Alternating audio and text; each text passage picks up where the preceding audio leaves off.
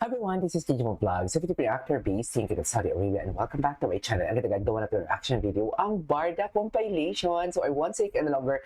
Let's start this reaction video. Just po, hindi pa matapos-tapos yung mga chismis namin for today's video. Ngayong umaga, may mga comment-comment pa talaga kami dito sa aming get-together kahapon. At si Madam Pickles, ito ang patunay talaga, kaka-follow lang sa akin ni Madam Pickles and kaka-follow ba ko lang din sa kanya talaga sa Instagram. Kahit sa Facebook, hindi kami mag-friends. Kaya hindi talaga kami nag-uusap niyan, mga mami, okay? Pero may chismis talaga si Madam Pickles na alam ko.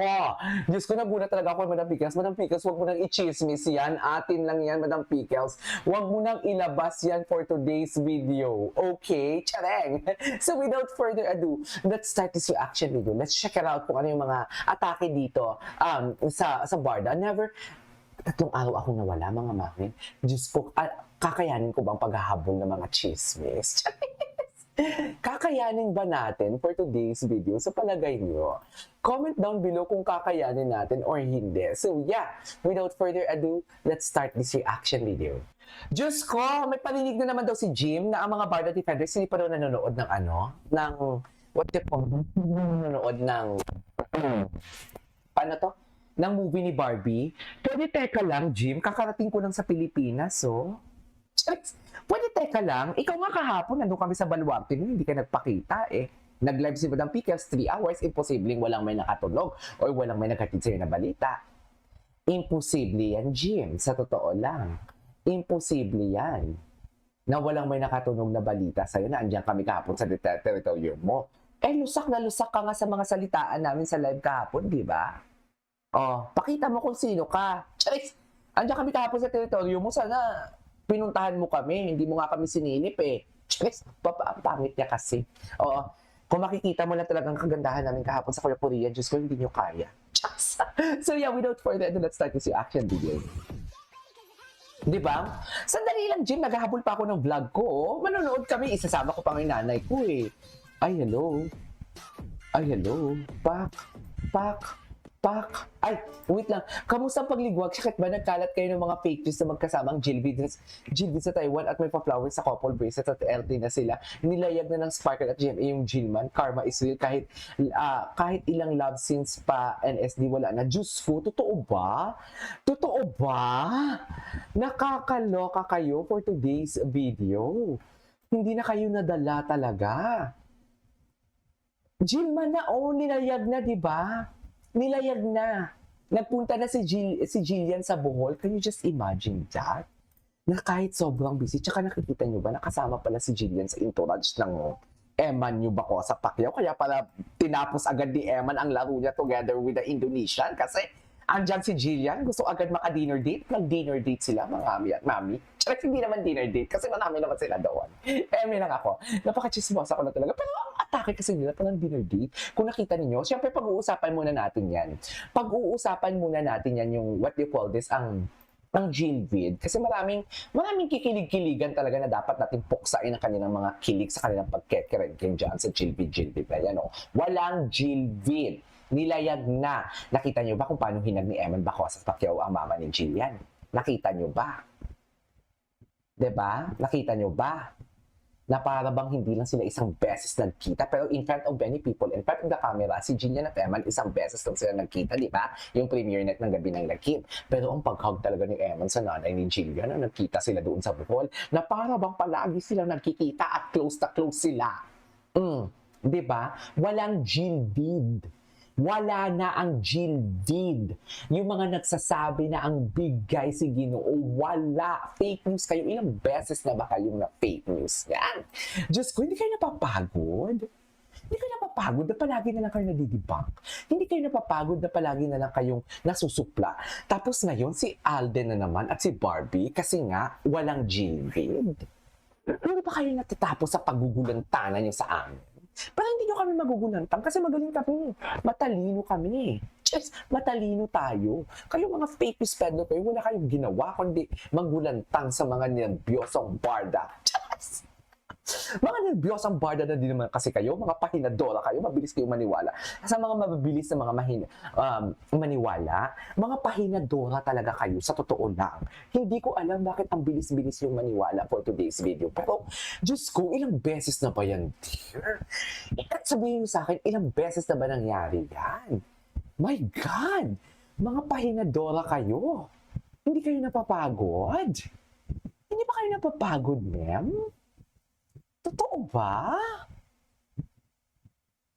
Nakakaloka kayo. Sa totoo lang. Charis. Diba? Sa totoo lang talaga. Sana tayo? Charis. So, yeah, panoorin natin to. Walang Gilvid. Walang Gilvid talaga, ma'am. Sinasabi ko sa inyo, ma'am.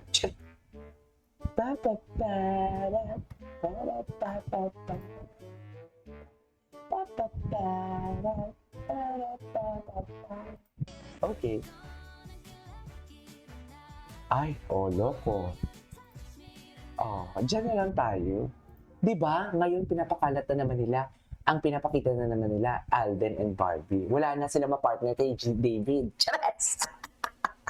Wala na. Tapos si Jim ngayon nagsasabi, nag-date daw sa Taiwan. Sabi ni David, sabi ni Jim, sa kahapon sa vlog niya, nag-date daw sa Taiwan si napag-usapan na namin ito sa kotse. Sabi ko, nagtataka kami, sino naman kaya ipapartner nila kay Ginoo? Kasi na-debunk ang Jillian and David, diba? Wasak ang Jillian and David kasi nga napunta talaga si Jillian doon sa Bohol para kay Eman. Imagine that.